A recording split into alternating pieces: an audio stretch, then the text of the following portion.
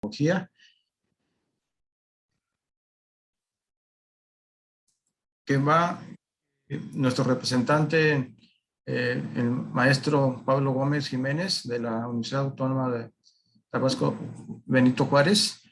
También contamos con la participación, la presencia del doctor Benito Guillén, presidente del CEPE, y otros invitados que nos acompañan en esta actividad. Y también, obviamente, que la maestra Carmen Navarro de la Universidad Autónoma de Nayarit, que es parte organizadora de este evento. Vamos a iniciar con esta ronda de participación muy importante, y me voy a permitir así brevemente leer el currículum de los participantes. El doctor Luis Medina Velázquez, su formación, licenciado en Pedagogía y en Ciencias de la Comunicación por la Universidad de Anáhuac. Bienvenido, doctor Luis Medina Velázquez. También es especialista en nuevas tecnologías aplicadas a la educación, especialista también en administración de sistemas educativos y capacitación de la Universidad de Anáhuac.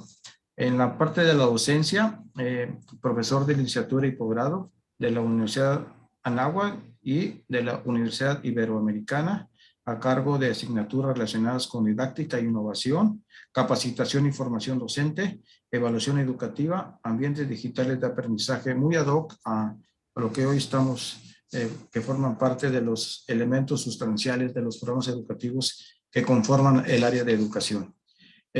Ha tenido cargos académicos como responsable del Centro Anáhuac de Investigación y Servicios Educativos, CAICE, y también coordinador académico de la Maestría en Educación de la Universidad Anáhuac. Sea bienvenido, el doctor Luis Medina Velázquez. Gracias por su participación. También contamos con la asistencia y la participación del doctor Daniel Udové Muñoz, quien es forma parte de la Universidad Autónoma de Aguascalientes y además tiene maestría en educación y licenciatura en educación, especialidad en investigación educativa, que es parte también de la formación. Sus líneas de investigación son estadísticas, educación y estadística y matemáticas, competencias básicas en educación superior. Es líder del cuerpo académico de competencias intelectuales y académicas básicas, y además ha fungido como coordinador de textos colectivos de los retos y formación de competencias intelectuales básicas universitarios, entre otros productos académicos. Actualmente en la Universidad Autónoma de Aguascalientes se ha desempeñado como director general de docencia de posgrado, decano de Ciencias Sociales y Humanidades, y actualmente secretario técnico de la Maestría en Investigación Educativa. Sea bienvenido, doctor Daniel Udové Muñoz. También contamos con la participación de la doctora Claudia Fabiola Ortega, doctora en Pedagogía por la Facultad de Filosofía y Letras de la UNAM, doctora de Estudios de Pedagogía de la Panamericana, también profesora investigadora de la Escuela de Pedagogía de la Universidad Panamericana de México, candidata a investigadora nacional de investigadores, SNI, y también miembro del Consejo Técnico de Examen de Egreso para Licenciatura de Pedagogía y Ciencias de Educación. Bienvenida, doctora, y también contamos con la participación de la doctora Mónica Carmen Mesa Mejía, también de la Universidad Autónoma de la Universidad Autónoma Universidad Pedagógica. No, de la Panamericana. Perdón, de la Panamericana, sí, disculpe. Doctora, bienvenida como parte de este coloquio. Le agradecemos su participación. Vamos a iniciar con una ronda de preguntas de acuerdo a la mecánica ya establecida, y vamos a comentar su opinión respecto a los puntos que maneja primer jornada nacional del conversatorio sobre formaciones de profesionales de la educación. Recordemos que estamos hablando de los elementos que implementan o que se implementan dentro de las instituciones, y está enfocado a la capacitación y profesionalización del personal docente, de la actualización curricular, también de la creación de nuevos programas educativos. También como parte fundamental de este conversatorio, los puntos: favorecer la acreditación de programas educativos que es tan importante para las universidades, tanto públicas como privadas. Y también el punto muy importante que es los resultados que tenemos en el EGEL de todos los programas educativos del campo de la educación. Vamos a iniciar con una pregunta y que forma parte de estos puntos que acabo de mencionar. Por ejemplo, en la actualidad, ¿qué rasgos distintivos tienen o deben tener los programas educativos actualmente del área de educación, pedagogía y ciencia de la educación y programas afines? Es decir, nosotros como parte fundamental de las instituciones, como responsables académicos, como parte de los comités de diseño curricular, siempre trabajamos en el campo de la educación, en el campo de la pedagogía, en áreas afines, pero ¿qué creen ustedes o qué consideran cuáles serían esos rasgos distintivos que se pueden manejar comúnmente en estos programas educativos?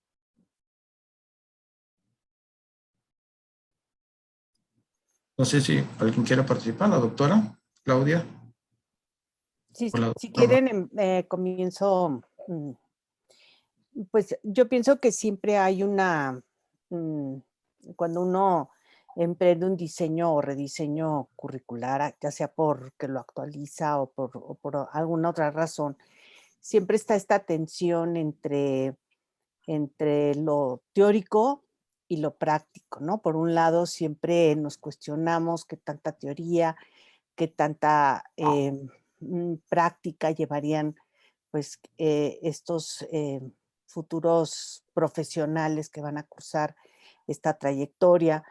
Por otro lado, también siempre está esta tensión entre cuáles son esos saberes disciplinares que forman un perfil específico propio de esta disciplina pedagógica o del área concreta del profesional de la educación del que estemos hablando, al mismo tiempo de estas tendencias que van marcando, pues, que se van marcando en el mundo, que son más amplias o más abiertas a todos los profesionales. A partir de ahí, yo creo que siempre, pues, en esta tensión que menciono, pues tiene que haber un criterio de no instrumentalizar los estudios y no perder esta visión integral, ¿no? Es decir, uno tiene que cuidar, atender las necesidades reales que exige la sociedad en el momento en que se está actualizando un plan de estudios, pero sin perder una visión integral o general o holística de lo que debe ser un profesional de la educación. Ese sería, digamos, un primer avance de esta idea.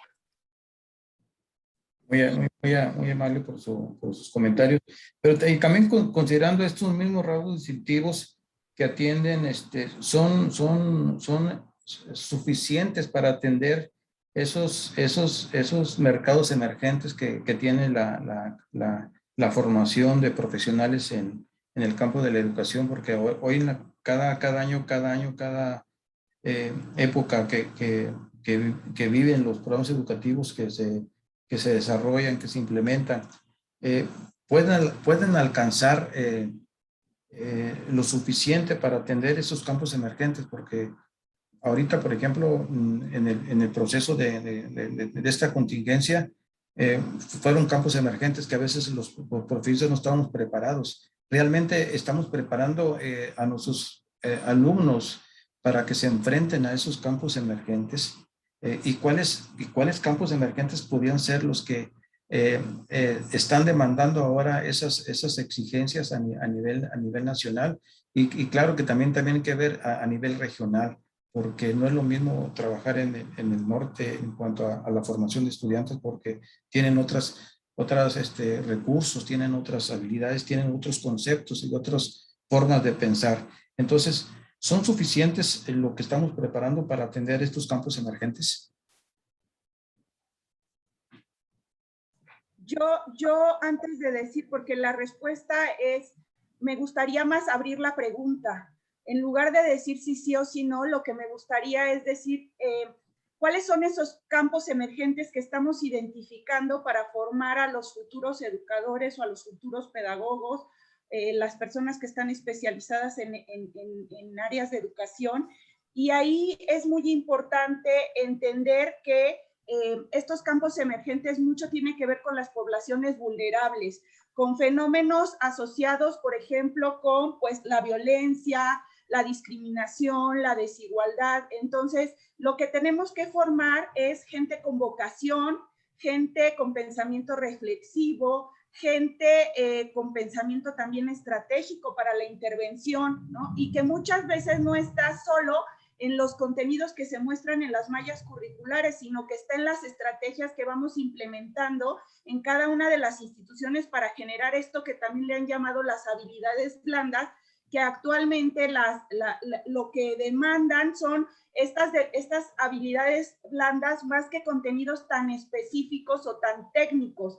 Y, por ejemplo, en temas de desigualdad y ad hoc a lo que nos está pasando, pues estamos viendo una desigualdad, por ejemplo, digital. Entonces, un especialista en educación, ¿cómo puede atender a esas desigualdades digitales a través de la educación? Entonces, con esto que acabo de comentar, yo diría, los estamos preparando si les ayudamos a tener este pensamiento reflexivo, crítico, sensible, de mucha vocación, sí. Si no lo estamos logrando, pues la respuesta podría ser no. Esa sería mi participación. Muy bien. No sé si el doctor Medina Velázquez puede comentar al respecto sobre estas preguntas que se mencionaron y sugerir o aportar algún comentario adicional. Con mucho gusto, claro que sí. Muchísimas gracias por la invitación. Yo venía preparado con una presentación en la cual me voy a apoyar, si ustedes me lo permiten, la voy a compartir y creo que nos va a ayudar también a poder responder a las preguntas que se han formulado. Lo primero que me gustaría a mí compartir con todos ustedes es un análisis o una reflexión acerca de la identidad profesional del pedagogo y cuáles son estos rasgos característicos o distintivos de esta profesión. Para ello me gustaría, en primer lugar, tratar de compartir con ustedes una visión de lo que nosotros en la Universidad de Anáhuac entendemos por educación. La educación vista como un proceso humano, exclusivamente humano y humanizante, que lo que busca es ayudarle a cada persona a plantear un proyecto y un sentido a su vida. De esta manera también propiciar, a través de este proceso transformador, el desarrollo integral y armónico de todas y cada una de las capacidades del ser humano. Esto implica que esta transformación tiene que ser permanente a lo largo de toda la vida, a lo largo de toda etapa y ámbito de la vida. No solamente en lo profesional, sino en lo personal, en lo familiar, como ciudadanos, etc. Y pues esta formación que deberíamos de otorgarle a estos futuros responsables del proceso educativo a nivel nacional en nuestro país tendría que estar definitivamente fundada en la ética y en los valores. Dicen que cuando un médico se equivoca, a sus errores los entierra. Cuando un abogado se equivoca, a sus errores los mete a la cárcel. Cuando un periodista se equivoca, a sus errores los publica en el periódico. Pero cuando un educador se equivoca, a sus errores los multiplica. El médico echa a perder de uno en uno, los educadores con grupos de personas. En este sentido, pues el trabajo del educador tiene que ser siempre orientado a la búsqueda de la verdad, a la búsqueda del bien común. Y por supuesto, sería muy egoísta verlo nada más desde esta perspectiva individual, sino también hay una perspectiva social. En el fondo, formamos pedagogos y formamos educadores para contribuir al desarrollo pleno de la sociedad. En este mismo sentido, a mí me gustaría compartir un poco la visión que tenemos en la Universidad de Anáhuac acerca de los pedagogos que tendríamos que estar formando desde nuestro ADN. Tendrían que ser para nosotros líderes de acción positiva que promuevan, como ya lo he mencionado hace un momento, la realización de la persona en todo ámbito y etapa de la vida desde el aporte profesional de la educación. Todo ello con el fin de contribuir a la transformación y mejora de la sociedad. ¿Cuáles son estos ámbitos que de alguna manera en un momento más comentaré acerca de estos ámbitos emergentes que hemos visualizado a partir de lo que estamos viviendo en el mundo? en un momento lo señalo. Yo quisiera agregar aquí que parte del ADN que nosotros queremos infundir en nuestros estudiantes se basa fundamentalmente en una excelente e innovadora preparación profesional y cultural de nivel internacional, con una profunda formación humana y moral inspirada en valores, en este caso, de acuerdo con nuestro carisma, inspirada en los valores perennes del humanismo cristiano, y con una genuina conciencia social y un liderazgo de acción positiva al servicio de los demás. Y ya cierro. ¿Cuáles son estos campos profesionales y estos ámbitos que nosotros visualizamos? Voy a hablar de las tres áreas, la educación formal, informal y no formal. Desde la primera, pues sabemos perfectamente que el campo natural de la educación está, por supuesto, desde la educación inicial hasta la universitaria, tanto en el sector público como en el privado.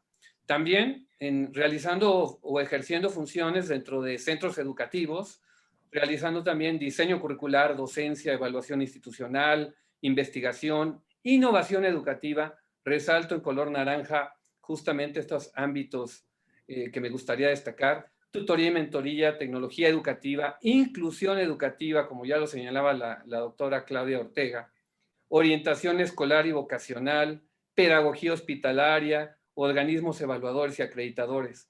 También en su incidencia en la parte de la educación informal, orientación familiar, en el ámbito eclesiástico, incluso formación de formadores. En otros ámbitos, por ejemplo, educación para el medio ambiente, en protección civil y, por supuesto, para la salud. Y en educación no formal, organismos internacionales, estatales, paraestatales, de la sociedad civil, por supuesto también el mundo de la cultura, ¿no? Museos, casas de cultura, academias, centros de idiomas, arte, deporte, la industria editorial, los medios de comunicación y, por supuesto, hoy por hoy cobra mucho sentido y mucha importancia la creación de contenidos digitales.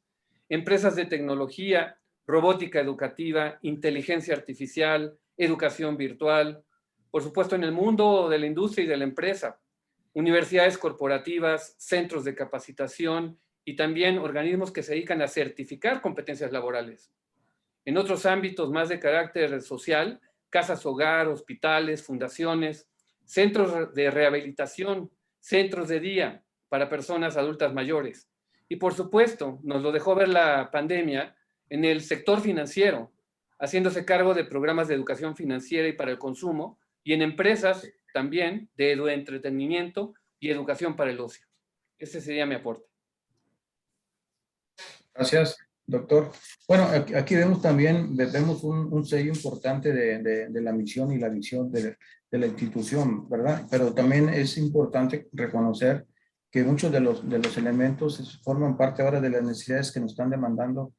Pues sí, la formación de los estudiantes, ahora la educación en derechos, en derechos de las personas, el reconocimiento de la diversidad, de la equidad de género, de la forma de entender a la sociedad, ¿no? Entonces ahora se abren nuevos campos y a veces es muy difícil también incorporarlos todo a un plan de estudio porque todos los elementos son tan importantes que a veces es muy difícil cómo lograr incorporar esos campos, esos lineamientos. Y cuando queremos hacer una actualización curricular, cuando queremos hacer un nuevo programa, las exigencias de los organismos acreditadores, sobre todo en educación, en las universidades públicas, que nos marcan una serie de indicadores que debemos cumplir. Y ahí entramos a entender qué es lo que podemos proponer para cumplir, por un lado, la demanda laboral y por otro lado, las exigencias que demandan los organismos acreditadores y que demandan las evaluaciones que nos hacen, en este caso, la Subsecretaría de Educación Superior. Y para cumplir también con los presupuestos que nos otorgan las instituciones. Y eso también, pues sí nos lleva a poder estar en una disyuntiva, qué es lo que queremos proponer para que nuestro programa educativo, tanto del área de educación, pedagogía, ciencia de la educación y áreas afines, cuál sería lo ideal para formar a nuestros profesionistas. Y entonces viene otro problema más, lo que demandan los empleadores, ¿sí? Porque Los empleadores, cuando hemos ido a evaluar a diversos programas educativos en diferentes regiones, encontramos que es muy diferente lo que demanda el empleador por ejemplo, en la zona norte, en la zona centro o en la zona sur. Y entrevistamos a los alumnos, entrevistamos a los empleadores y encontramos una diversidad de exigencias que el empleador demanda. No sé cómo podemos integrar todas esas necesidades formativas de los programas educativos para atender ese mercado laboral. ¿Cómo podemos nosotros integrar todos esos conocimientos en los alumnos para atender ese mercado laboral y que el alumno salga con las competencias que demanda ese mercado laboral? Porque el alumno no se va a incorporar en nuestro sector o nuestra región, se puede incorporar en otras regiones que seguramente en los programas no contempló esos elementos en la currícula, y cuando llega allá dice que le faltó esto, porque a veces cuando hacemos seguimiento de egresados y les preguntamos, ¿te sirvió lo que nosotros te preparamos, para lo que te preparamos? Y ahí viene una retroalimentación. ¿Qué pueden comentar con respecto a esta reflexión que yo les acabo de comentar? No sé, doctor Daniel. Sí, bueno, ustedes recordarán que hace ya cerca de 20 años había un énfasis de parte de las autoridades de la Secretaría de Educación Pública y de la NUYES por orientar los programas de licenciatura con el enfoque de competencias. Muchas universidades hicieron grandes reformas, y digo grandes porque implicaba no solo cambio de plan de estudios, sino mover una serie de áreas como control escolar, áreas de apoyo. Implicaba muchos cambios estructurales. Y llegó más que una moda, era una presión de parte de autoridades federales, sobre todo para instituciones públicas. Creo que eso se dio un poco, pero de todas formas creo que hay algunos elementos que se pueden recuperar todavía pensando en esta actualización curricular y sobre todo con miras a atender problemas laborales emergentes y otros que ni nos imaginamos, pero que pueden estar a la vuelta de la esquina. Y yo retomo esta clasificación que se tenía o que se tiene en diferenciar competencias genéricas o transversales, competencias específicas, competencias profesionalizantes. Bueno, esa división puede variar según el modelo que se tome, pero bueno, yo me quiero enfocar a estas competencias genéricas. ¿Por qué lo señalo? Porque en nuestra institución, pensando en el caso de la carrera de asesoría psicopedagógica, que nace como una licenciatura en Ciencias y Técnicas de la Educación, había elementos que se esperaba que dieran fíjense, desde hace 40 años se pensaba en estas habilidades que pudieran luego hacerse extensivas a muchos campos, incluso en la vida profesional, como por ejemplo, una materia de lógica formal, una materia de técnicas de estudio, pero como que no se tuvieron los resultados esperados y se fueron quitando. Después se incorporó un programa de desarrollo de habilidades de pensamiento que estuvo trabajando algunos años y bueno, como que o no se tuvieron los resultados que se esperaba o no se tuvieron las herramientas para evaluar correctamente el impacto de dicha formación. Bueno, pero hay una competencia que se sigue fomentando, que es la capacidad de lectura crítica y de escritura.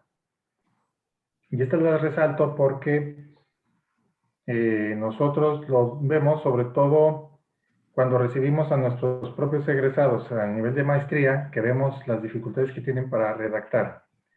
Pero también esta lectura crítica como una herramienta para poder enfrentar todas las novedades o los nuevos retos que implican una formación permanente, una formación pues autónoma, y estas herramientas en varias de las licenciaturas de nuestra universidad pues se ha pretendido resolver con un curso de lectura crítica, un curso de redacción, pero hemos visto que caemos en el mismo problema que teníamos con las otras materias que yo les hacía referencia, de que una sola materia no tiene esta trascendencia, este impacto esperado.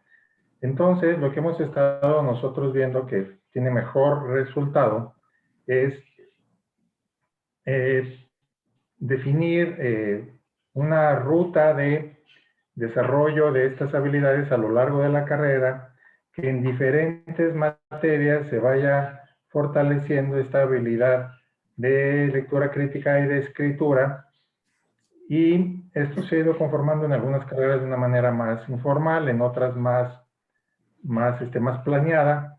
Hemos visto que en el caso de nuestra carrera de asesoría psicopedagógica, sí hay acuerdos entre las academias que agrupan las diferentes asignaturas. Sin embargo, tenemos el problema de que se va desarrollando una habilidad, pero muy técnica, o sea, para atender requerimientos muy específicos, como hacer un dictamen técnico, hacer un documento también muy especializado, como puede ser un plan de estudios, pero hace falta potencializar más ese tipo de habilidades. Yo estoy hablando ahorita de la lectura y de la escritura, pero también podemos hablar de otro tipo de estas habilidades genéricas, como todo lo que tiene que ver con la capacidad metodológica, el análisis, estas herramientas metodológicas que luego se van a ir utilizando en diferentes momentos, y que no basta que sea una sola materia. Esto implica no solo una definición curricular de diferentes actividades que se van enlazando, sino también una coordinación entre profesores, y eso es lo que a veces resulta un poco más difícil. Y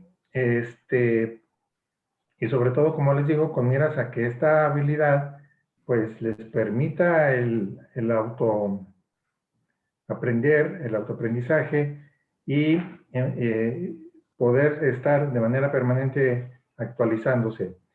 En este tipo de actividades hemos visto que también los tutores, el grupo de tutoría puede tener un papel importante si hace este seguimiento de los estudiantes y va viendo, según sus carencias, sus debilidades que van reportando ellos o sus profesores, pues ir haciendo este monitoreo para ir también desde la parte del equipo de tutores apoyar a los jóvenes. Todavía, digamos, son cosas que hemos estado cada vez más sensibles a esta problemática, pero bueno, todavía no tenemos del todo resuelto esta cuestión. Es más que nada una inquietud la que les comparto ahorita, como algo que se ha señalado desde los postulados de la misma UNESCO a finales del siglo pasado, con esta preocupación de aprender, de desarrollar la capacidad de aprender a aprender, y en la que todavía creo tenemos mucho por hacer. Muy bien. Muchas gracias.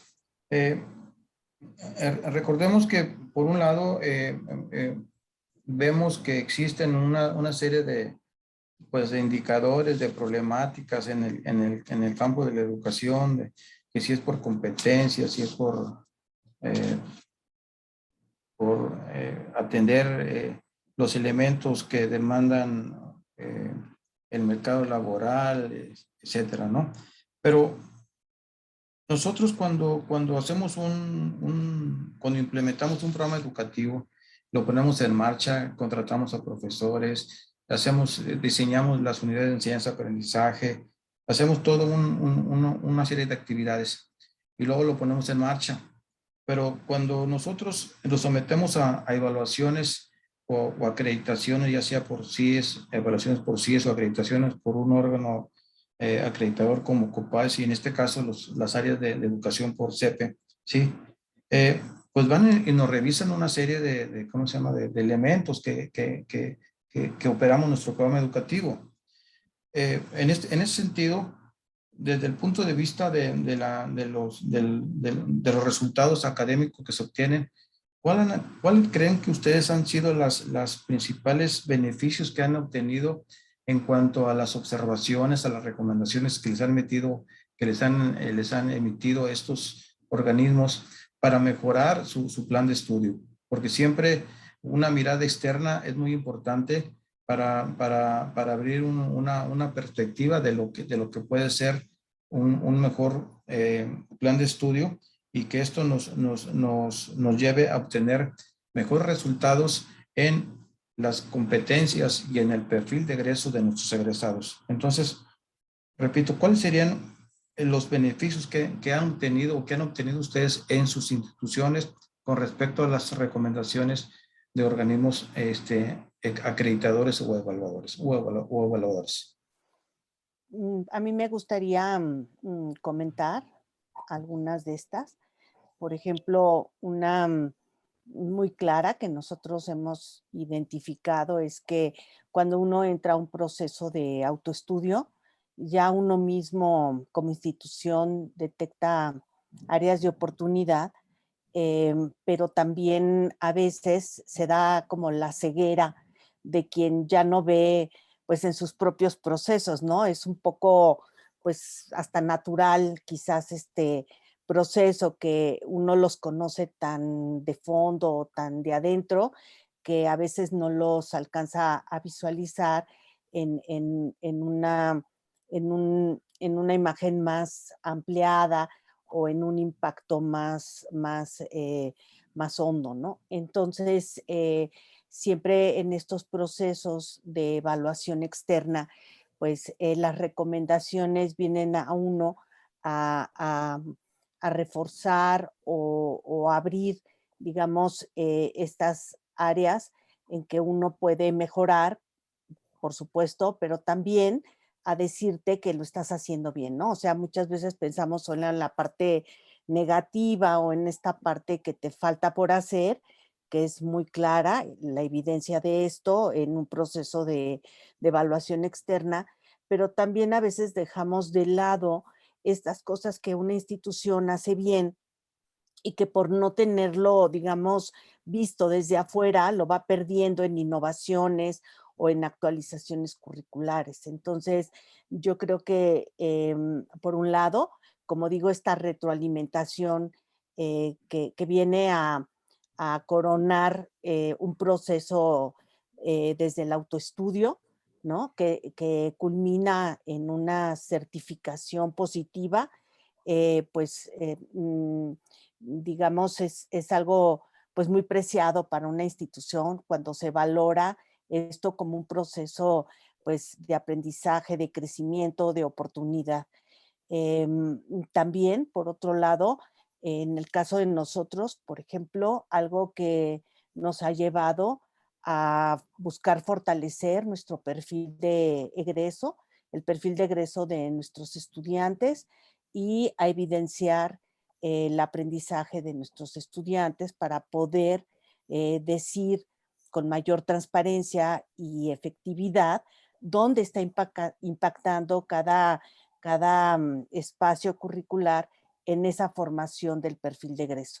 Entonces, todos estos avances, digamos, que vamos teniendo al interior de nuestra escuela, pues lo vamos haciendo también en parte por estas evaluaciones externas que nos van permitiendo, pues, como digo, identificar desde luego áreas de oportunidad, pero también fortalecer aquello que vamos haciendo bien y que no debemos de perder en estos procesos de actualización curricular. Muchas gracias. Continuando con la misma pregunta, no sé si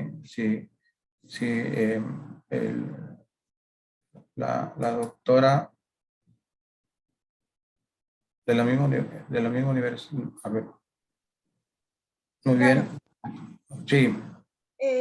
Bueno, yo nada más apuntalando esto que ya dijo la doctora Mesa, es que si nosotros entendemos a estas certificaciones como más que como una evaluación punitiva, como una evaluación de corrección de trayectoria, vamos identificando esas áreas de oportunidad y las vamos corrigiendo. Y nosotros que hemos participado ya en, pues yo creo que 3 certificaciones, la certificación y las recertificaciones específicamente de CEPE, y yo he vivido las 3, nada tiene que ver la primera, que en donde todo mundo estábamos temerosos, porque no entendíamos bien a bien qué podía pasar, con esta última que nos sentíamos ya muy tranquilos, porque hemos ido avanzando mucho en todo lo que la misma certificadora nos ha ido diciendo desde que iniciamos este proceso de certificación. Y aunado a ello también es muy importante pues el apoyo institucional, porque nosotros no solo certificamos el programa de la licenciatura, sino que la universidad también está certificada y ha tomado grandes decisiones estratégicas que ha ayudado a las escuelas, facultades y específicamente a los programas a tener unas certificaciones, yo diría más con mayor tranquilidad, ¿no? Con mayor naturalidad. O sea, los procesos, al ser naturales, pues también disminuyen el estrés, porque lo que te están pidiendo son procesos que haces día a día y que tienes las evidencias listas, pues porque las estás generando día con día, ¿no? Entonces, para nosotros siempre los procesos de certificación han sido un punto de mejora y, como bien dice la doctora Mesa, de identificar también en qué somos fuertes. Muy bien. Aquí he identificado 2 elementos. Bueno, por un lado, el proceso de mejora del programa educativo, destacando el mejoramiento del perfil de egreso. Es algo muy importante, porque cada actualización curricular siempre detectamos elementos bien importantes, como en este caso. Bueno, ahora, continuando con esta misma pregunta, no sé si nos quiere comentar al respecto, doctor Luis Medina. Con mucho gusto, claro que sí. Definitivamente el concepto de la evaluación es muy importante, dado que la evaluación es un mecanismo que nos permite tratar de identificar en qué medida nos estamos acercando a ese ideal de calidad que todos buscamos. Es un proceso en el cual nos vemos al espejo, es una especie de fotografía de la realidad. Lo que sí a mí me gustaría señalar es que desafortunadamente no hay ninguna evaluación completamente objetiva al 100%. Definitivamente creemos en la importancia y en el valor que tienen las evaluaciones tanto internas como externas, en la medida en que son herramientas que coadyuvan a la toma de decisiones con una mirada estratégica de corto, mediano y largo plazo. Pero si hiciéramos una analogía entre estas evaluaciones con una fotografía, si piensen en algún momento en que ustedes estuvieran de vacaciones, intentaran teniendo de frente el firmamento en una playa y trataran de tomar la mejor fotografía de su vida de una puesta de sol, les aseguro que no quedaría al 100% bien tomada esa fotografía. Esa fotografía no refleja en toda su belleza y esplendor lo que es una verdadera puesta de sol. Lo mismo pasa con las evaluaciones. Las evaluaciones nos dan una aproximación a lo que sucede en las instituciones y en los programas, y por supuesto que son valiosas porque nos permiten tomar varias fotografías de la misma realidad. Sin embargo, son insuficientes. Definitivamente, la evaluación interna y externa se pueden complementar con muchas otras acciones que ahorita en un momento más comento, pero sí me gustaría destacar que el fin principal por lo que se debe buscar una acreditación, tanto de procesos como de resultados, no debe ser mercadológico. No debe ser buscar prestigio o aparecer en los rankings. Eso desde nuestro punto de vista es un error. Por supuesto, nos ayuda a saber dónde nos encontramos, nos ayuda a ver si estamos haciendo bien las cosas, nos ayuda a compararnos sobre todo con nosotros mismos en una trayectoria a corto, mediano y largo plazo, mirar hacia atrás y vemos y poder ver cuánto hemos avanzado. Pero lo más importante, coincido en lo que se ha dicho, contribuye a la mejora continua. En ese sentido, el valor que tiene la evaluación interna, lo voy a mencionar en un momento más, pero sí hay un riesgo en la evaluación interna, que es la autocomplacencia. Porque ya se decía hace un momento que en ocasiones podemos ser miopes ante los errores propios. Algo muy importante de las evaluaciones internas es esta capacidad de autocrítica que se necesita para realmente hacer planes de evaluación que nos revelen lo que queremos saber. En este sentido, lo que hace falta también en las instituciones es una cultura de la calidad y de la innovación, donde nos permita esta cultura asegurar que lo que estamos haciendo es pertinente, que nuestros programas son actualizados, que responden a las necesidades del mercado ocupacional y que pueden en un momento dado resolver los problemas y las necesidades educativas del país. También nos permiten asegurar con qué eficiencia y con qué eficacia estamos trabajando. La importancia que tienen y han tenido las evaluaciones externas en las que hemos participado es que también, ya lo decían hace un momento, otras miradas nos enriquecen, nos hacen tomar conciencia de nuestros errores. En ese sentido, no satanizamos el error es fuente de aprendizaje.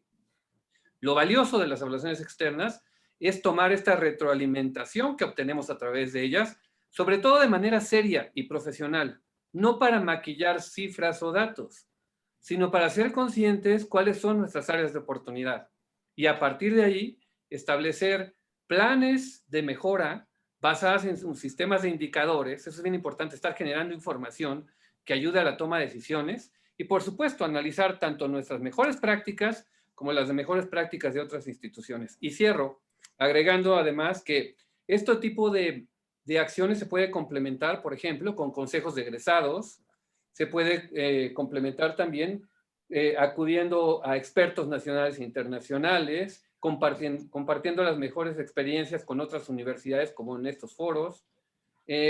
Por supuesto también a través de las prácticas profesionales, en nuestro caso tenemos un programa de prácticas muy consolidado, el poder recibir también retroalimentación de todas las instituciones y todos estos escenarios de prácticas que reciben a nuestros estudiantes y nos hacen ver qué están haciendo bien y qué les hace falta mejorar, entre otras cosas.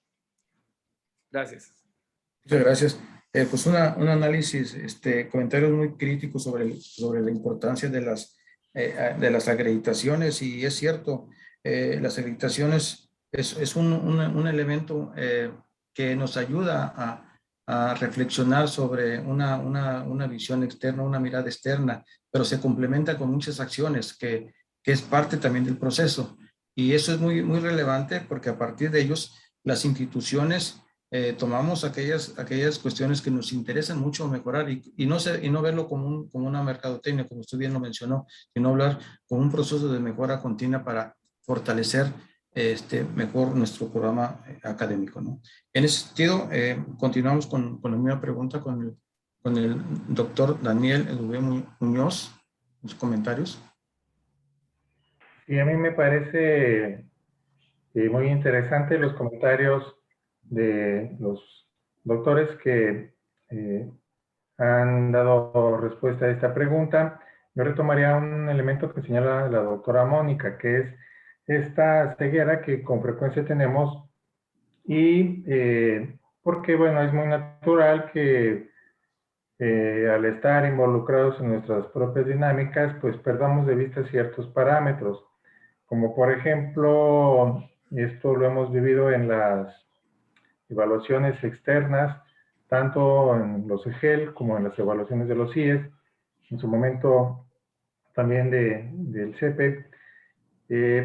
Hay elementos que nosotros sentimos que es una fortaleza de nuestro departamento, como por ejemplo el trabajo en metodología de la investigación, por la tradición que tenemos en el campo de la investigación educativa. Pero luego resulta que en los resultados del EGEL, pues a nuestros alumnos el punto más flaco es metodología. Entonces decimos, a ver, pues ¿qué pasó? Entonces es algo que tenemos que tomar en cuenta y, bueno, reforzar esa área para que, pues, deje de ser una debilidad. Pero también hay otros aspectos que los hacemos de manera cotidiana, que es un elemento positivo porque muchas veces por esta cotidianeidad no los percibimos y el evaluador externo nos dice, oye, ¿por qué no resaltas esto que ya estás trabajando? Por ejemplo, tenemos algunos programas de vinculación con la sociedad que a veces, ya sea mediante servicio social, prácticas profesionales, que a veces lo vemos como una tarea cotidiana y resulta pues que sí es una área de desarrollo de nuestros estudiantes, pero también de proyección de la misma institución. Y entonces el evaluador nos dice, oye, aquí hay algo relevante, no lo pierdas de vista, no lo minimices, al contrario, sácale más jugo. Y bueno, también obviamente hay que tomar en cuenta que al ver estos parámetros ya de carácter nacional o con miras a un perfil internacional, pues también nos damos cuenta de lagunas reales o potenciales que hay que cubrir, y esta evaluación creo que sí nos ayuda a tener una perspectiva más allá de lo que es nuestro propio campus, lo que es nuestro propio estado, y sobre todo este carácter que debemos que creo yo, hemos descuidado. No sé si sea un efecto local de pensar que todos nuestros estudiantes se van a quedar a trabajar aquí en nuestra ciudad, cuando estamos viendo que ya muchos están encontrando mejores oportunidades en otros estados, y tenemos que pensar en una visión más de carácter nacional, pensar que nuestros estudiantes se puedan mover a otros ámbitos, y esto implica pues también tener un perfil, una visión más amplia. Ahora, yo también preguntaría, así como estamos de alguna manera señalando la relevancia de tener un perfil de egreso muy cuidadoso y de revisar periódicamente este perfil de egreso, la pregunta sería, bueno, estos organismos evaluadores de carácter nacional, ¿cómo definen sus perfiles? Porque también ellos, estos organismos, ya sea COPAES o CIES, de manera permanente tienen que estar actualizando y revisando estos indicadores, porque la realidad nos puede estar superando con frecuencia, y a veces nos quedamos con algunos indicadores que tal vez tengamos que revisar. No hago referencia a ninguno en particular, porque tampoco me voy a poner en este momento a hacer una evaluación de los organismos evaluadores. Nada más lo comento como una necesidad también de una macroevaluación que a nivel de los mismos organismos se tienen que estar revisando. Yo lo tomo también como referencia, por ejemplo, el PNPC del CONACYT, que pues luego se carga hacia ciertos indicadores y como que no aterriza con ciertas realidades locales o institucionales. Entonces sí, yo creo que es un reto para todos a nivel institucional, a nivel de organismos evaluadores, pero definitivamente esta evaluación externa nos permite nos ayuda a no caer en una zona de confort o una zona de autocomplacencia, y esto es algo necesario para nuestro desarrollo y el de nuestros estudiantes. Muchas gracias.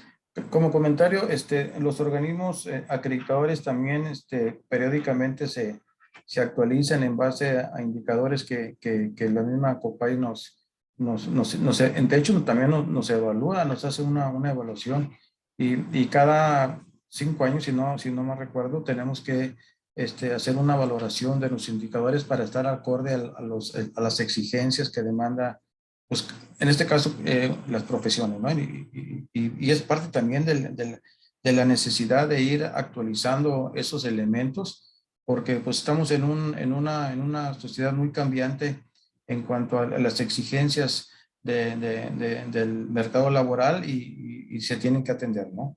Bueno, continuando con esta ronda de preguntas, y toca otro elemento importante, esencial en el proceso el buen funcionamiento y los resultados académicos, que tienen que ver con el profesorado, ¿sí?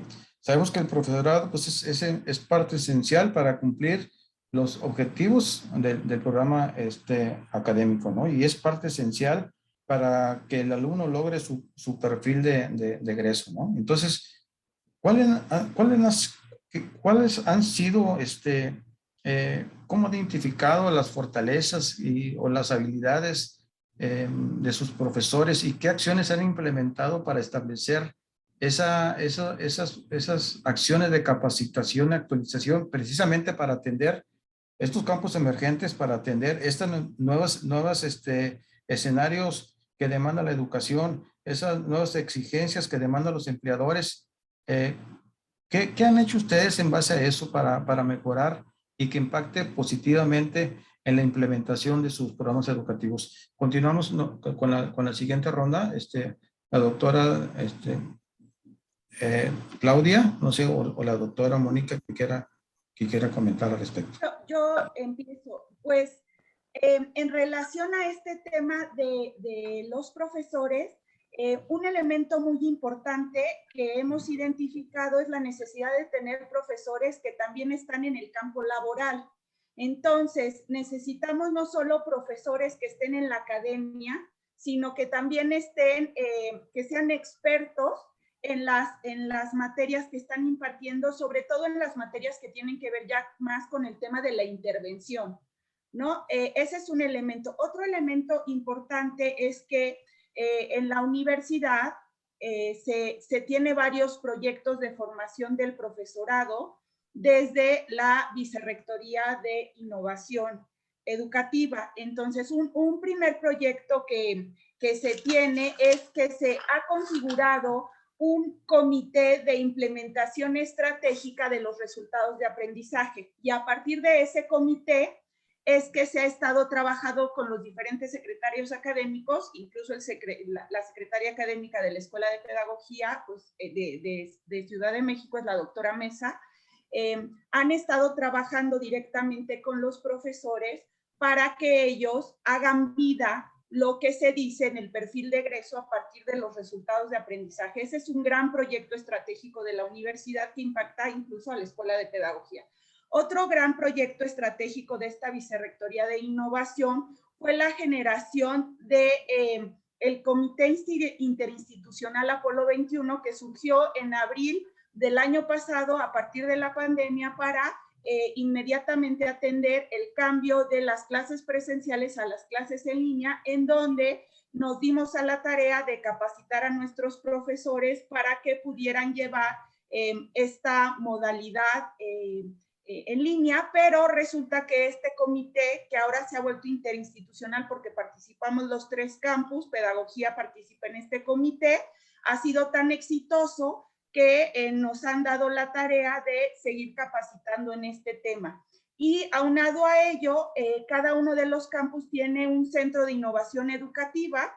En México así es como se llama, en Aguascalientes y en Guadalajara todavía no lo nombran así, pero hay personas que están apoyando también a esta capacitación en términos de estrategias innovadoras para los procesos de enseñanza-aprendizaje. Entonces, ahí tenemos, por un lado, el tema de la vinculación con lo exterior, pues los profesores que no solo son expertos en su materia desde el punto de vista teórico, epistemológico, conceptual, sino que también tienen la experiencia en el campo de conocimiento, que eso es lo que están demandando los estudiantes, el tema del que sean expertos en el hacer y no solo en el saber, ¿no? Sino también en el saber hacer.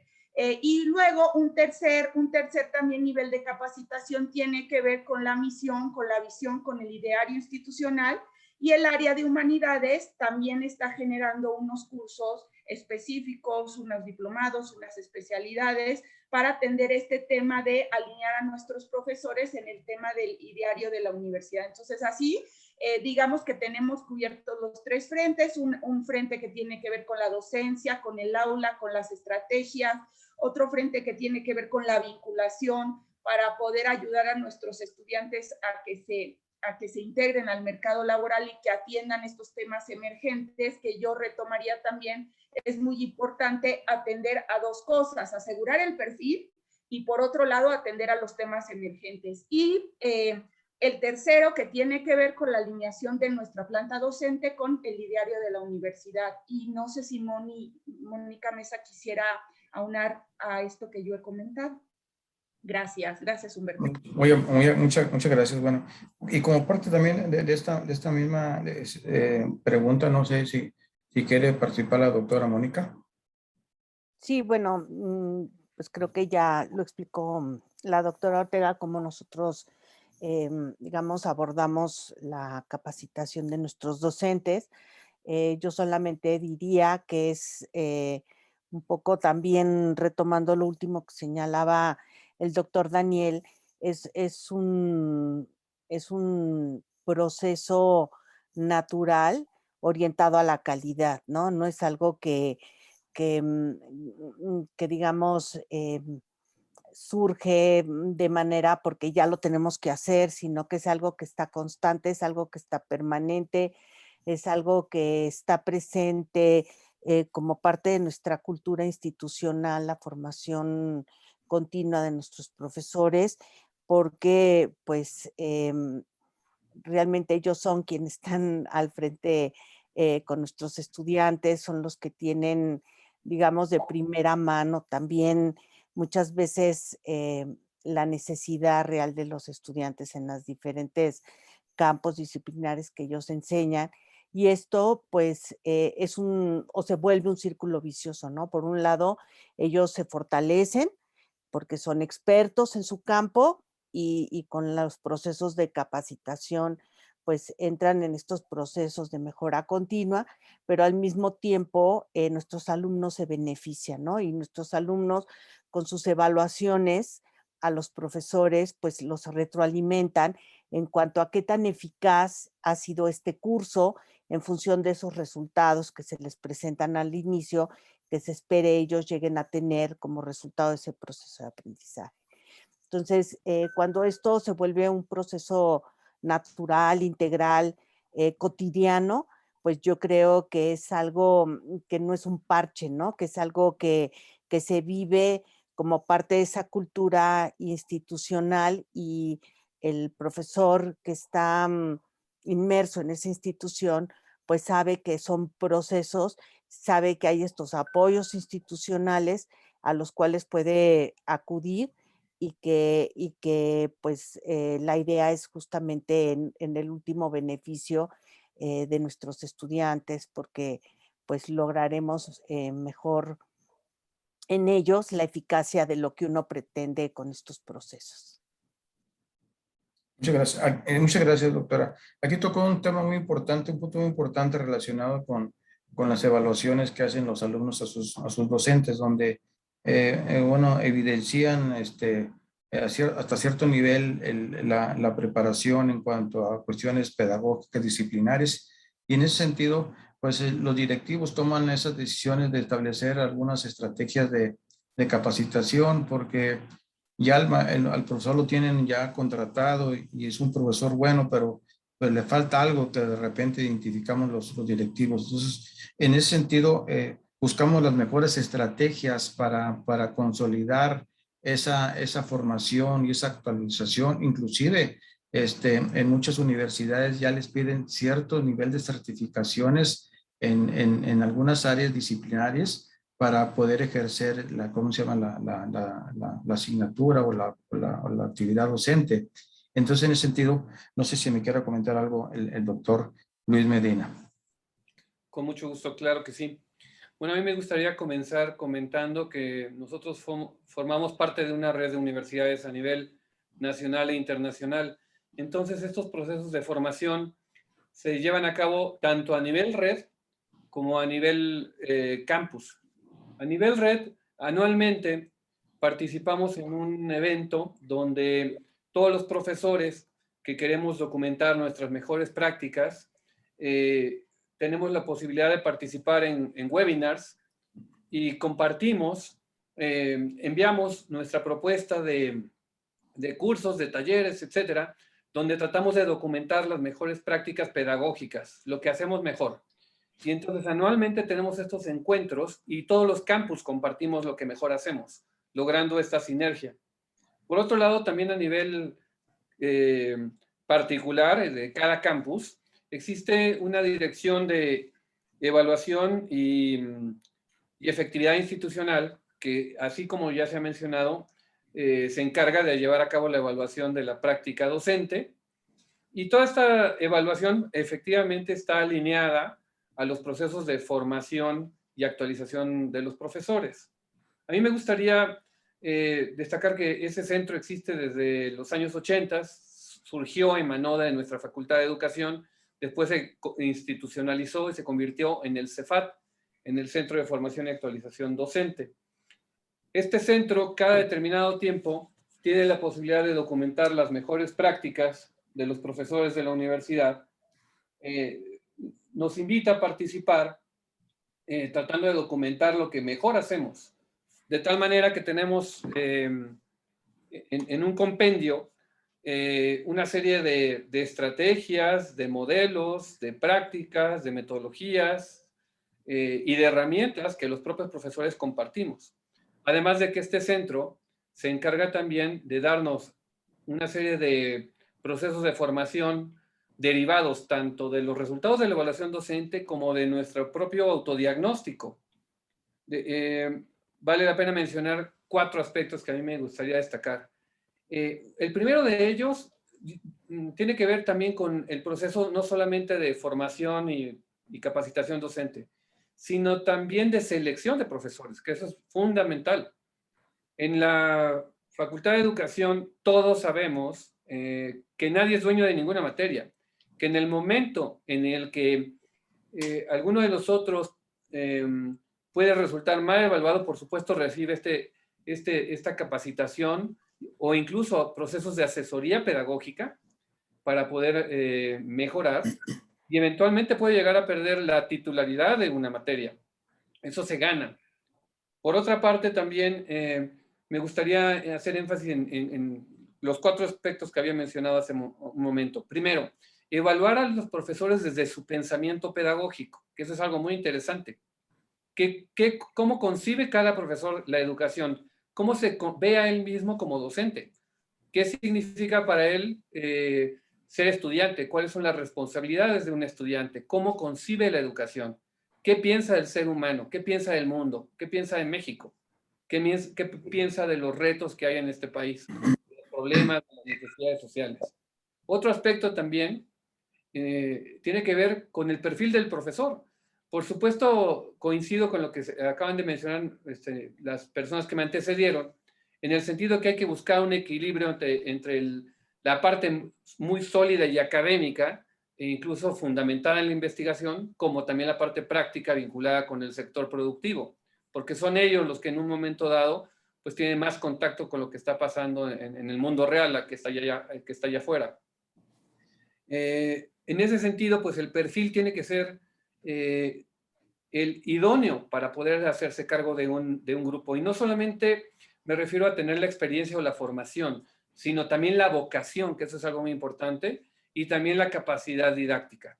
Porque de nada sirve ser el dueño, un CEO de una empresa, si cuando llego aquí no soy capaz de impartir una clase correctamente.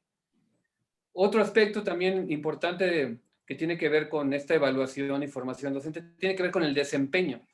El evaluar los desempeños en todos los sentidos. Hay cosas, como decía yo hace rato, en el ejemplo de la fotografía que le tomábamos con el celular al sol, a la puesta de sol. Lo mismo pasa con los profesores. Ninguna evaluación refleja en toda su riqueza lo que es la labor formativa. Si yo doy clases de matemáticas, puedo ser un buen profesor de matemáticas, pero no necesariamente un buen formador.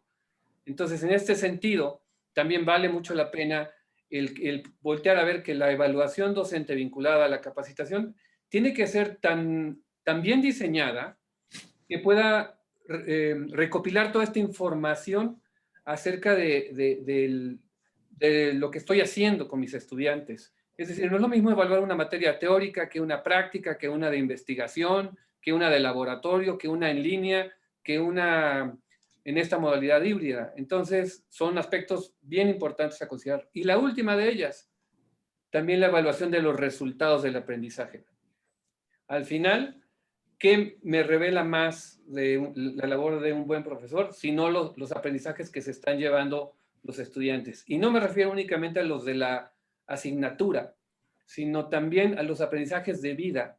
Cómo impactamos las vidas de los jóvenes y cómo de alguna manera con el ejemplo podemos promover valores, podemos promover la aspiración a una sana práctica de autoexigencia para que puedan dar lo mejor de sí y convertirse en la mejor versión de ellos mismos. Creo que eso es lo más importante que a mí me gustaría señalar sobre la formación de los docentes. Vincularla con la evaluación, pero sobre todo con esta evaluación que me permite reflejar en todo su riqueza lo que significa recibir clases con un buen profesor. Muchas gracias. Muy buena comentarios en cuanto a este campo de la capacitación y actualización de los profesores. De repente se torna un campo muy delicado porque a veces los profesores a veces no miran a veces la dimensión de la importancia que tiene este proceso que las mismas instituciones implementan con el propósito de tener mejores resultados académicos de sus alumnos. Muy bien, y voy a hacer la penúltima pregunta, y tiene que ver precisamente que por un lado, de todo lo que hemos venido comentando, va a incidir en lo que les voy a comentar en la siguiente pregunta. Sabemos que nosotros, todos los programas educativos del área de educación, pues siguiendo de la misma evaluación, y para valorar también la calidad de nuestros programas educativos, calidad pues de muchas formas de interpretar el término de calidad, el concepto de calidad. Tenemos nosotros los resultados del EGEL, que es un indicador muy importante y que nos evalúan de manera externa y que nos reflejan el desempeño de los programas educativos. Sabemos que muchas universidades y muchos programas educativos a veces no tienen el desempeño satisfactorio que demanda, que supuestamente la preparación que hicimos nosotros como institución a los alumnos, y de repente no tienen resultados satisfactorios. ¿Qué recomiendan ustedes en este aspecto para mejorar estos resultados desde una evaluación externa que desarrolla un instrumento común que evalúa los conocimientos básicos que deben tener el común de programas educativos de educación? ¿Qué recomiendan para esas instituciones que de repente no logran tener ese nivel de desempeño de sus egresados? Iniciamos con la primera ronda. ¿Sí? ¿Puedo participar? Sí, claro. Mire, yo creo que una cosa muy importante es que nosotros aseguremos el perfil, ¿no? Entonces, si tenemos asegurado el perfil y atendemos a estos conocimientos que el EGEL es el que nos está, o sea, como lo que no queremos es alinearnos, o sea, nosotros formar a nuestros alumnos para que pasen el EGEL, no. Pero el EGEL es una guía de unos contenidos básicos, digamos, que tienen que estar en todo perfil de las personas que estudian educación, ciencias de la educación y pedagogía, porque de eso es el EGEL. Si nosotros no aseguramos esos mínimos contenidos en nuestros planes de estudio, es probable que los resultados no sean satisfactorios.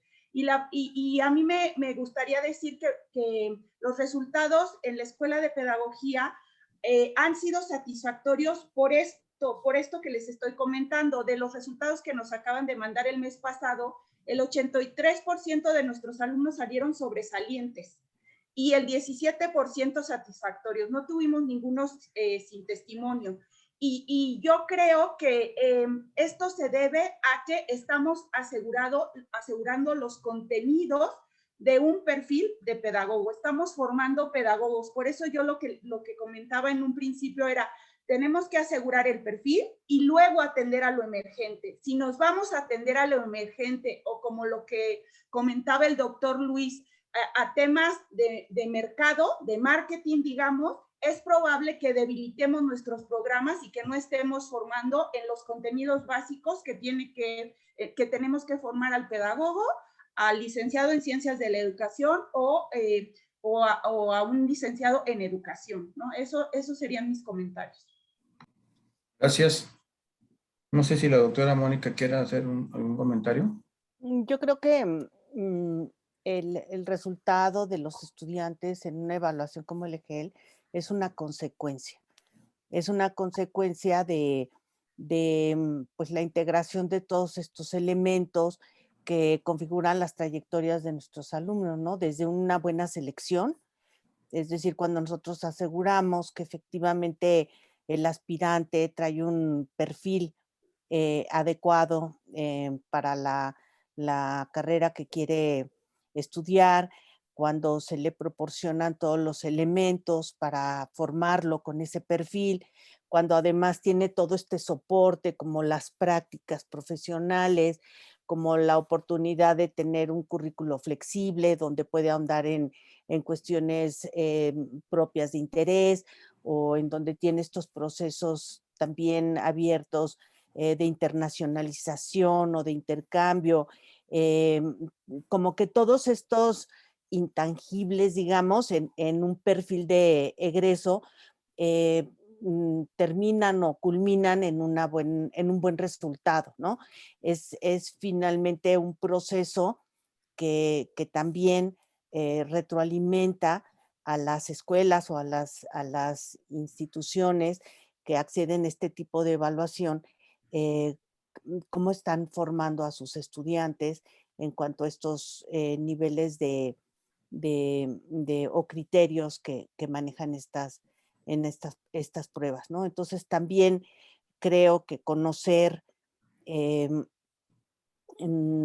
qué se espera, ¿no? En cuanto a competencias, por ejemplo, existen documentos internacionales de cuáles son las competencias genéricas, hablaba el doctor Daniel, ¿no? De competencias, cuáles son estas competencias que se espera, por ejemplo, de un perfil de pedagogía o de ciencias de la educación. No sé, estoy pensando en el proyecto Tuning, ¿no? De hace algunos años que recopilaba una serie de competencias a partir de diferentes encuestas con empleadores, con profesores, en fin, pues yo creo que siguen siendo válidos estos referentes como tales, ¿no?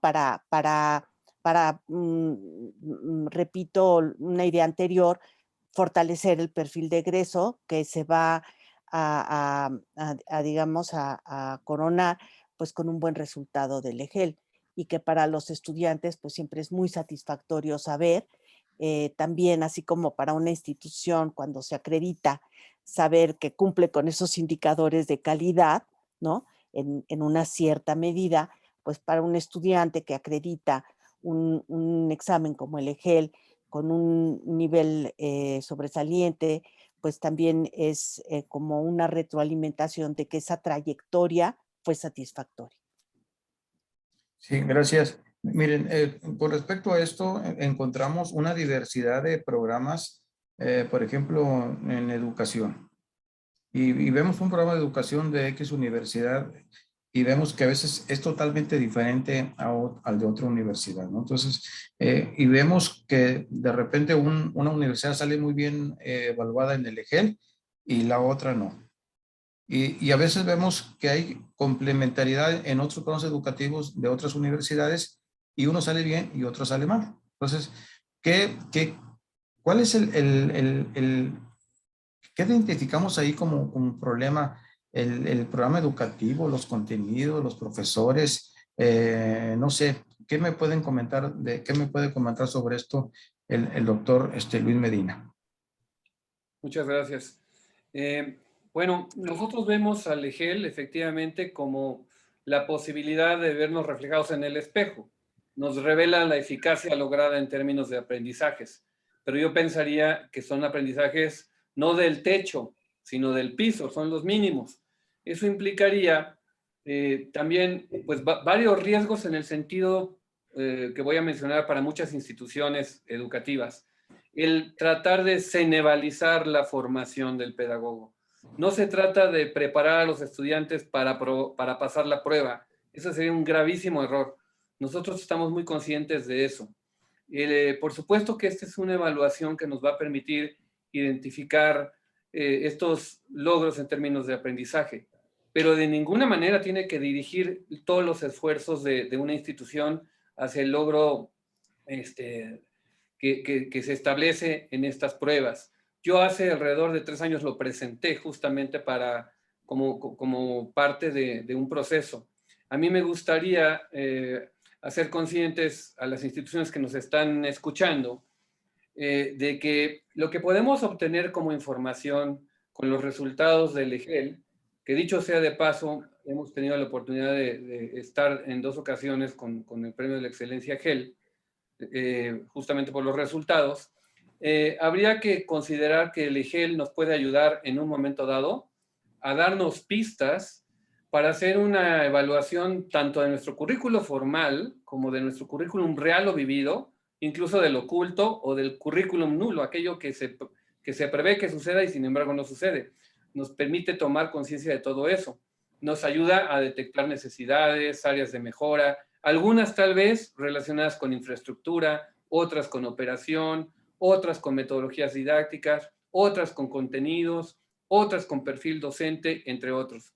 Y las acciones de mejora que podría yo recomendarles son, entre otras, algunas que mis compañeros de la licenciatura, la maestra Susana Memún, el doctor Alfonso Torres y la maestra Luz Martínez, han implementado con mucho éxito. Entre ellas, pues el trabajo en academia, el poder también participar en un plan de evaluación, que este es un proyecto institucional donde estamos documentando cada semestre los resultados de aprendizaje de nuestros estudiantes por medio de evidencias de sus trabajos, de sus proyectos, de sus tareas, recibiendo información de los empleadores y de las instituciones de prácticas, organizando círculos de estudio con estudiantes, llevando a cabo, en caso de que así se requiera, análisis y adecuaciones curriculares, estrategias de formación y actualización docente, entre muchas otras. Muy bien, gracias. Y es cierto lo que comenta, a veces muchos de los programas educativos lo quieren generalizar para tratar de tener mejores resultados, pero también vemos que hay programas donde salen excelentes profesionistas y con muy buena preparación y no tienen nada a veces que ver con los contenidos de Ceneval y salen con resultados a veces no muy altos satisfactoriamente, y eso es parte también de las características, el sello de cada programa educativo. Bueno, y aquí tengo una pregunta, aprovechando que estoy con el doctor Luis Medina. Aquí Ale Ruiz me hace una pregunta, quisiera ver si la puede contestar, y dice, ¿cuál considera que es la mayor fortaleza formativa integral de la licenciatura? Bien, pues considero que una de las principales fortalezas, bueno, yo me voy a permitir identificar 2. La primera, creo que definitivamente son los profesores, son la clave de la formación que reciben los estudiantes. El poder contar con un claustro docente sólido, consolidado, de personas que participan en el mundo real, en la práctica profesional, de académicos, de carrera, de investigadores, provenientes de distintas universidades, hay que decirlo, no solamente de la Anáhuac. Tenemos profesores, por supuesto, de la Panamericana, tenemos de la Ibero, tenemos de nuestra máxima casa de estudios, de la UNAM, y de muchas otras instituciones de prestigio, que yo creo que eso es lo que nos permite dar esta formación con diferentes ópticas y no bajo la misma lupa. Eso enriquece muchísimo. Y la segunda razón que considero que sea la principal fortaleza de nuestra licenciatura tiene que ver con las prácticas profesionales. El estudiante cursa desde segundo semestre hasta octavo, y que son el eje en torno al cual se van integrando todas las asignaturas del plan de estudios. Estas prácticas las vemos como un elemento integrador en el cual el estudiante puede ir poco a poco, primero observando la realidad educativa en los diferentes escenarios donde se hace presente el pedagogo, después haciendo pequeñas intervenciones, ya sea docentes o de otro tipo pedagógico, tanto en empresas, ONGs, hospitales, escuelas, por supuesto, etcétera. Y yo creo que la clave justamente de esta formación teórico-práctica son este modelo de prácticas que tenemos. Gracias, doctor. Continuamos con el doctor Daniel. Y bueno, ya hicieron varios comentarios sobre el EGEL. Y bueno, y aquí voy a agregar una pregunta para el doctor Daniel. Es una pregunta externa que nos hacen y tiene que ver con esta pregunta que hemos estado comentando. Dice, ¿considera que debería haber cursos de preparación para el EGEL Ceneval, el EGEL Edu, de educación? Bueno, yo creo que sí debería de haber algún curso de preparación o que nosotros como instituciones hagamos un ejercicio de, bueno, yo lo llamaría de recuperación de saberes, porque lo que se evalúa en el EGEL, pues son cosas que se van viendo desde el primer semestre. Entonces, yo creo que sí es muy útil hacer un repaso de los contenidos que se vieron para que al momento de presentar el EGEL los alumnos no lo vean como algo tan lejano. Pero esto yo estoy dando por hecho que son contenidos que ya se vieron a lo largo de la licenciatura, no porque vaya a haber nada más una preparación única para el EGEL. Ahora, también hay que tener cuidado de los efectos perversos que puede tener toda evaluación. Por ejemplo, es lamentable, creo yo, que en muchas escuelas primarias, en sexto grado, los últimos meses se les van, bueno, no sé actualmente cómo esté, pero se daba el caso en algunas escuelas que se dedicaban nada más a prepararlos para los exámenes externos que les aplicaba el Ceneval o la SEP. No, el Ceneval no, perdón. El INE o la SEP. Entonces, se les iba otras áreas formativas muy importantes, pues se descuidaban por hacer este preparativo para el examen. Entonces, como han señalado los doctores antes de mi participación, no se trata de preparar a los alumnos para el EGEL exclusivamente. Los vamos a preparar para la vida laboral y más aún para una vida como seres humanos plenos. Entonces necesitamos, y estas evaluaciones del EGEL yo las veo muy relevantes porque nos permiten, a partir de un parámetro nacional, en donde estamos considerando cuál es este piso, como señalaba el doctor Luis, que debe de tener todo profesionista de la educación, pues vamos a ver si estamos cubriendo con estos mínimos que son los que compartimos todas las profesiones del área educativa. Pero eso no implica que vamos a descuidar otras áreas que consideramos sellos distintivos de nuestra formación de cada institución. Y aquí estamos de varias instituciones y cada una puede darle un sentido adicional, un plus, ya sea de carácter técnico, ya sea de formación integral o como también nos señalaba el doctor Luis en el perfil de su carrera, este humanismo cristiano pues que tiene la Universidad de Anáhuac. O sea, cada universidad puede dar este sentido o esta formación más completa y sin descuidar pues este estándar nacional que es el EGEL. Y en ese sentido yo sí creo que se puede dar esta formación, esta preparación para el EGEL, también para familiarizar a los estudiantes con el tipo de preguntas, porque no son preguntas de memoria, son situaciones, contextos que van a enfrentar y que se van a analizar, y sí vale la pena hacer este preparativo. Al estudiante que le haya pasado de noche toda la licenciatura, pues en un semestre no, o en un mes no va a recuperar todo lo que no vio. Por eso es una preparación técnica, pero para alguien que ya estuvo toda una licenciatura fortaleciendo todos sus contenidos y habilidades y actitudes.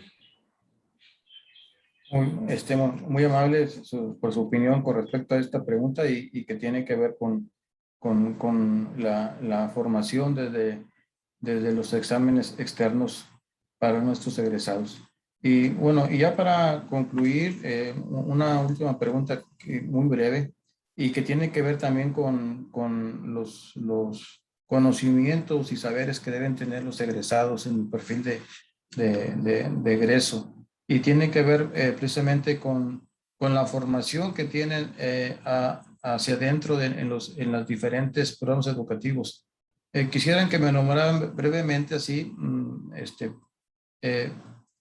¿cuáles son los 3 campos formativos más que se asocian directamente con su programa educativo o que deben tener común en el campo de la educación?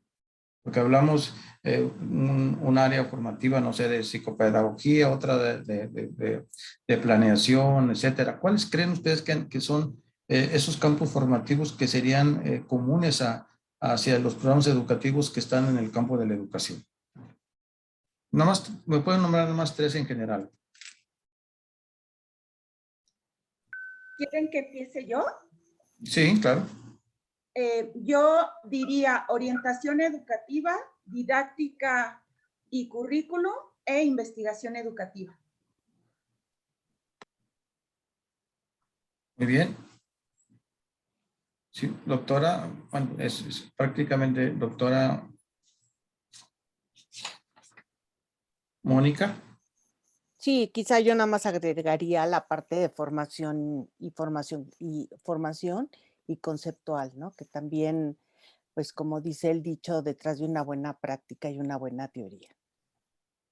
Sí, les comento esto porque cuando nosotros hacemos evaluaciones de los planes educativos, vemos una serie de campos formativos en donde a veces son muy ad hoc al contexto donde se implementan esos programas.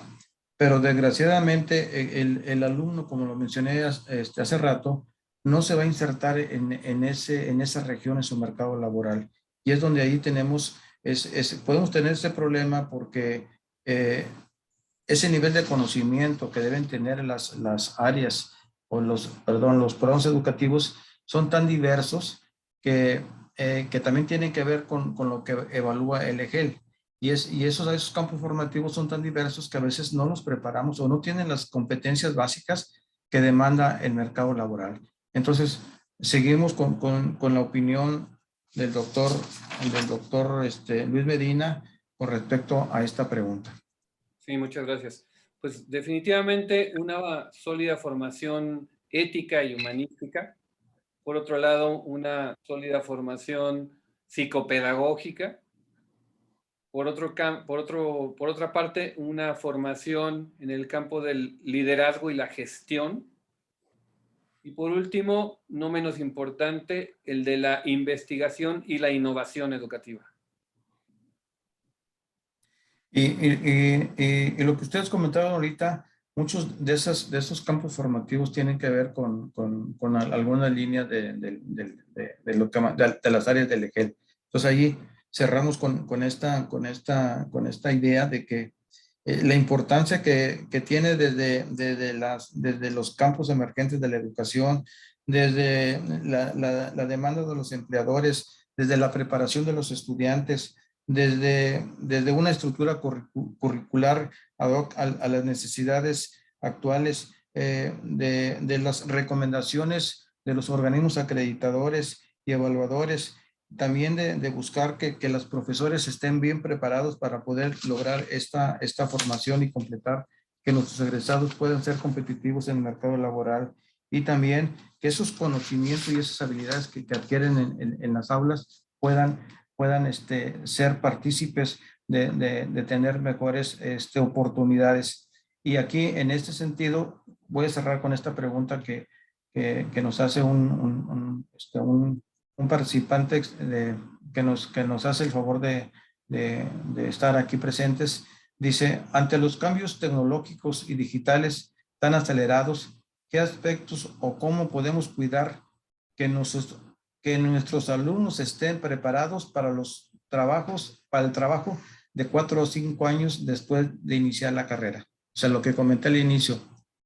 Realmente estamos teniendo esa visión y esa capacidad como instituciones para que al término de la carrera de los egresados puedan incorporarse a un mercado laboral. ¿Realmente estamos haciendo eso o tenemos problemas para poder tener esa visión, esa perspectiva de que podemos lograr que nuestros egresados puedan lograr incorporarse a un mercado laboral tan exigente? Y recordemos que hoy en día gran parte del mercado laboral, por un lado, están los concursos de oposición, y eso realmente demanda mucha preparación por parte de los egresados, demanda mucha exigencia por parte de los que diseñamos esos programas educativos y que van a ser competitivos en el mercado laboral. Entonces, no sé si me puedan comentar una reflexión final con respecto a esto que acabo de comentar. Iniciamos por usted, doctor Luis. Con mucho gusto, gracias.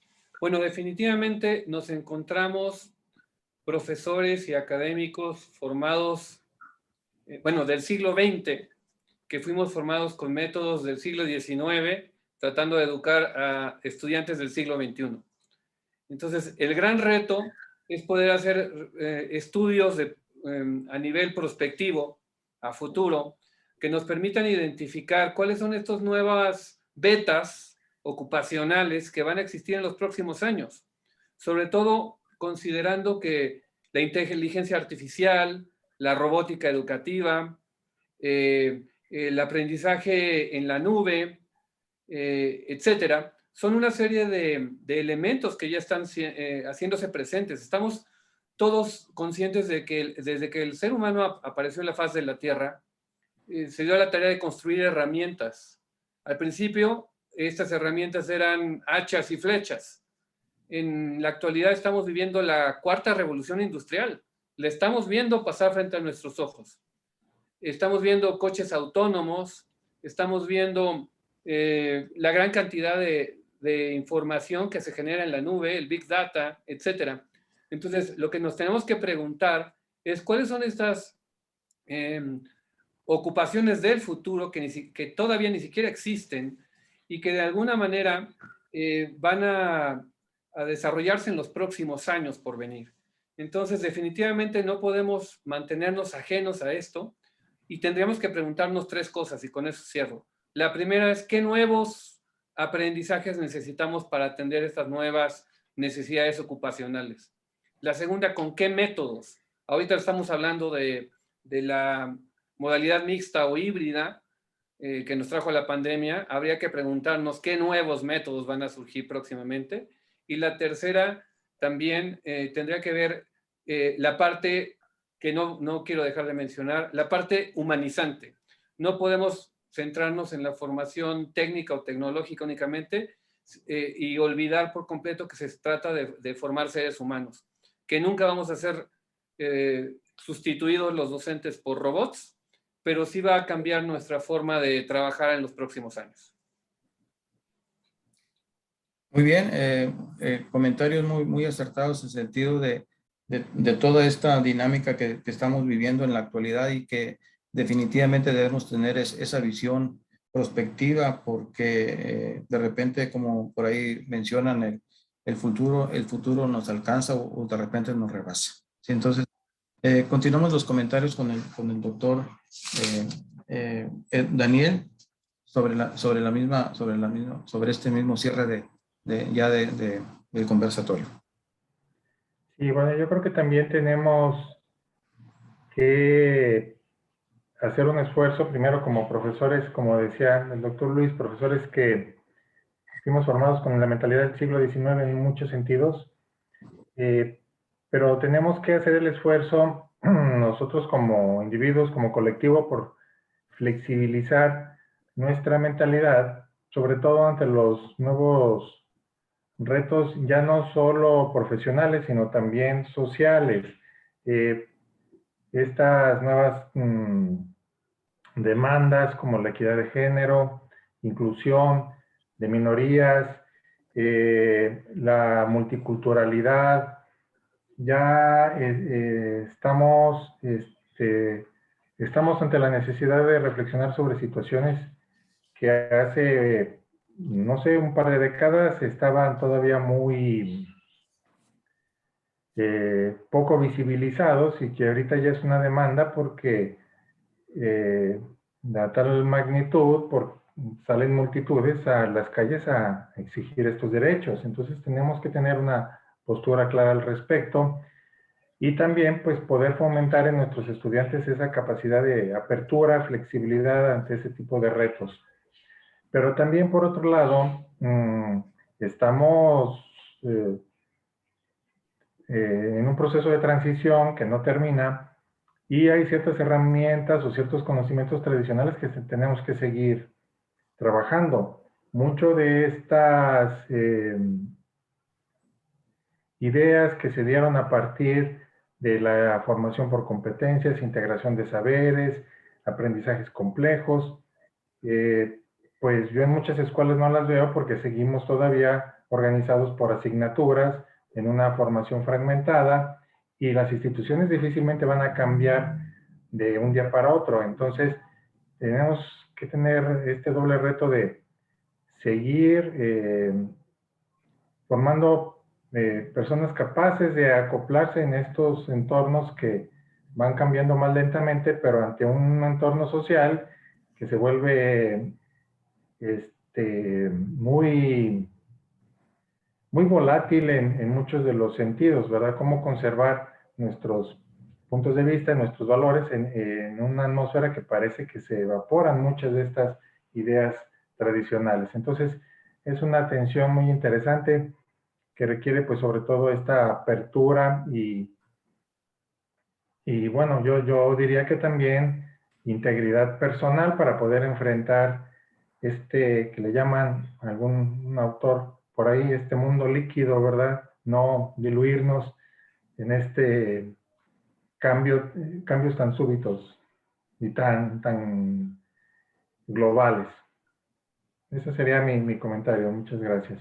Entonces, bueno, ya para cerrar, cerrar, continuamos con la doctora Mónica y concluimos este segunda conversatorio con la doctora Claudia Fabiola. Sí, claro, gracias. Yo para no ser redundante y porque coincido plenamente con lo que dijo el doctor Luis y el doctor Daniel, me referiré a un aspecto de la pregunta que hablaba de la tecnología, ¿no?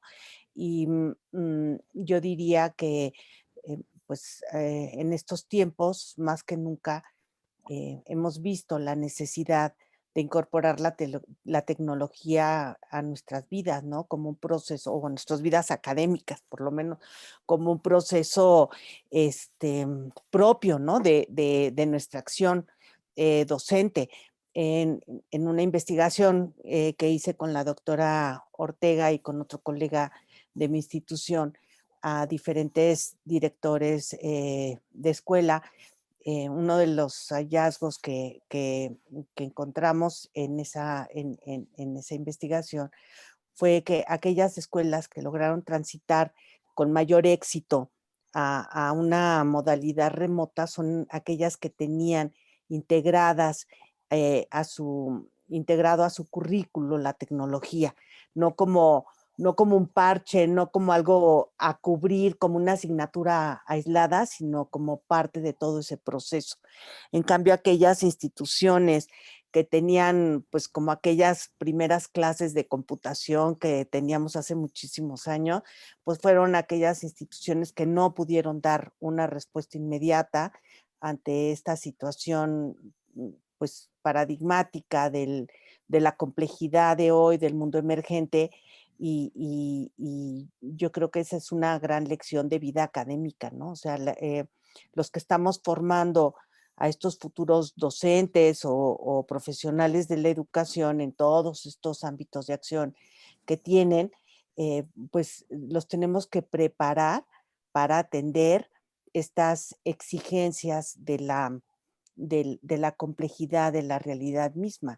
Y hay muchos mecanismos para hacerlo, más allá del currículo formal, ¿no? Como yo decía hace en alguna otra intervención, pues las prácticas, el intercambio, la flexibilidad curricular, trabajar interdisciplinariamente con otras carreras, pues todo esto abre la mente, incorpora nuevas experiencias, es decir, saca a nuestros alumnos de ese currículo cerrado que puede resultar muchas veces, pues estudiar 4 años uniformes, ¿no? Siguiendo una trayectoria cerrada. Y esa sería, pues, mi reflexión al respecto. Muchas gracias, doctor Humberto. Gracias, muy amable. Sí, finalmente ya para concluir, doctora Claudia.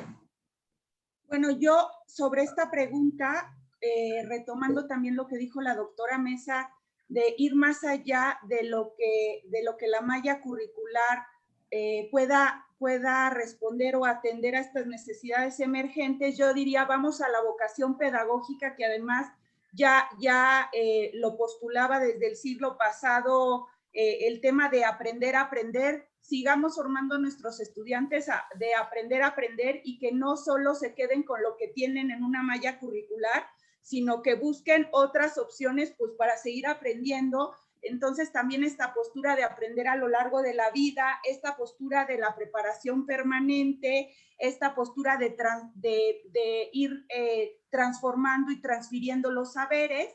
Entonces yo creo que esta es una oportunidad para aplicar, sabiendo que, como bien lo dijo el doctor Daniel, esta modernidad líquida de la cual ya mencionaba Bauman, entonces al ser líquida se desvanece constantemente, y el estar pensando que una malla curricular va a resolver problemas a corto, mediano y largo plazo, pues también sería una utopía, pero nos podemos auxiliar de todo esto que ya ha dicho la doctora Mesa, ¿no? De ir más allá de la malla curricular y de todas otras estrategias que estamos implementando en las diferentes escuelas y facultades que nos dedicamos al ámbito de la educación.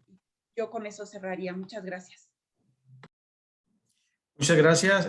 Con esta última intervención concluimos la segunda parte del conversatorio de la primera jornada nacional de conversatorio sobre la formación de profesionales de educación. Agradecemos a todos ustedes de parte de la Asociación Nacional de Escuelas y Facultades de Pedagogía, ANEFEP, pues agradece su participación. Esperamos que próximamente podamos tener otros trabajos en la cual conocer sus opiniones tan acertadas que dan con estos temas de educación, y que sirvan para reflexionar, y que aquellas instituciones educativas que estén formando, actualizando, estructurando sus programas educativos tengan al menos una idea de una opinión, de comentarios, de sugerencias, de recomendaciones en base a la experiencia de las diferentes universidades y programas educativos, porque el conocer otras experiencias enriquece el conocimiento y enriquece las actividades que desarrolla cada uno de nuestras universidades. Agradezco al doctor Pablo Gómez, sí, que por esta invitación, y atendemos con mucho gusto. Esperamos que en el futuro podamos coincidir en una actividad. Por ahí tenemos una invitación no recuerdo, Pablo, a la reunión de cuerpos académicos, en donde también expresamos opiniones y presentamos trabajos relacionados en el campo de la educación, y con esto pues es parte fundamental de estar presentes una serie de instituciones que, a pesar de la distancia, en los últimos, en el 2000 así como muy brevemente comento que en el 2003 inició esta ruta de lograr consolidar una asociación y consolidar un órgano acreditador por parte de COPAES, producto de esta asociación, y son los frutos que hemos tenido en ya casi 17 años de estar trabajando y estar sumando experiencias, sumando expertos en esta actividad y sobre todo el conocimiento que hacemos cada una de las instituciones educativas, porque antes, yo siempre lo he mencionado, antes estábamos todos aislados, estamos dispersos y hoy nos conocemos más, sabemos quiénes somos y eso es bueno para enriquecer el trabajo académico que hacemos todas las instituciones que tenemos programas educativos en el campo de la educación. Muchas gracias por su participación y que tengan muy buenas tardes. Gracias, maestro Humberto.